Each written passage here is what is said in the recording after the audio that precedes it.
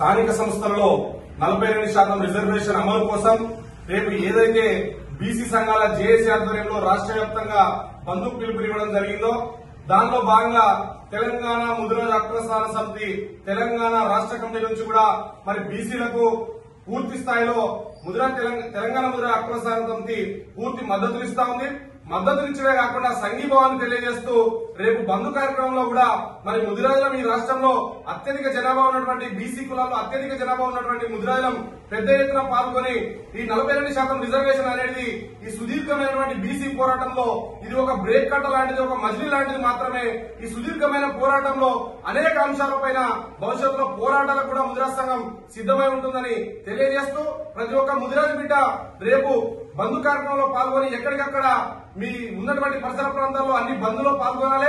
అదేవిధంగా సిద్దిపేటలో జరిగేటువంటి బంధును కూడా మరి పెద్ద ఎత్తున ముదిరాజు పాల్గొని బీసీ బిడ్డలు పాల్గొని ఈ యొక్క ఉద్యమాన్ని ఇంకా ఉధృతం చేసి మన హక్కులను సాధించుకోవాలని తెలియజేస్తా ఉన్నాం. జై ముదిరాజ్, జై ముదిరాజ్, జై బీసీ, జై బీసీ, బీసీల ఐక్యత, వర్ధిల్లాలి, బీసీల ఐక్యత, వర్ధిల్లాలి.